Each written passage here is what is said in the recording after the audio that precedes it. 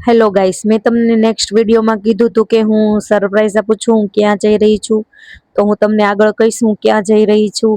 જો હું આ બસમાં થેપલા ખાધા, બસે હોલ્ટ કર્યો હતો એટલે થેપલા ખાવા પડે. હું એકલી જ હતી, જો મારા પતિ મારી સાથે હોય તો અમે ફૂલ ડીશ જમીએ, પણ એકલા એકલા થેપલા ખાવા પડે. પછી મારા પતિદેવ મને લેવા આવી ગયા હતા, તો હું આવી ગઈ છું રાજકોટમાં. રાજકોટમાં મારા હસબન્ડને ઓર્ડર હતો મેરેજનો, એટલે એ ત્યાં હતા અને હું આવી ગઈ હતી. અને અહીંયાથી અમારે બહાર જવાનું હતું.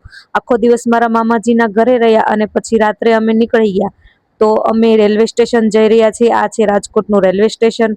તમે લોકો વિચાર કરો ને, મને મારા પતિદેવ ક્યાં લઈ જઈ શકે, જરા કોમેન્ટ કરજો ને. અને પછી અમે રેલવે સ્ટેશનમાં આવી ગયા. મારા જેઠ, મારા દિયર મારી સાથે હતા અને અમે રેલવે સ્ટેશનમાં આવીને જોયું તો ટ્રેન લોકલ હતી, એમાં કોઈ જગ્યા ન મળી હતી. પછી અમે એસટી બસ સ્ટેન્ડ આવી ગયા. બસ સ્ટેન્ડ આવીને અમે થોડી વાર બસમાં બેસ્યા અને હું ને મારા પતિદેવ બંને મસ્તી કરતાં કરતાં ખુશીથી જતા હતા. આવી રીતના ટાઈમ સ્પેન્ડ કરવો ખૂબ જ જરૂરી છે. નાની નાની ખુશીનું ખૂબ જ ધ્યાન રાખવું પડે. જો અમે લોકો આવી ગયા છીએ દ્વારકા.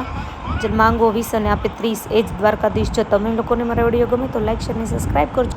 કોમેન્ટમાં રાધે રાધે લખવાનું ભૂલતા નહીં.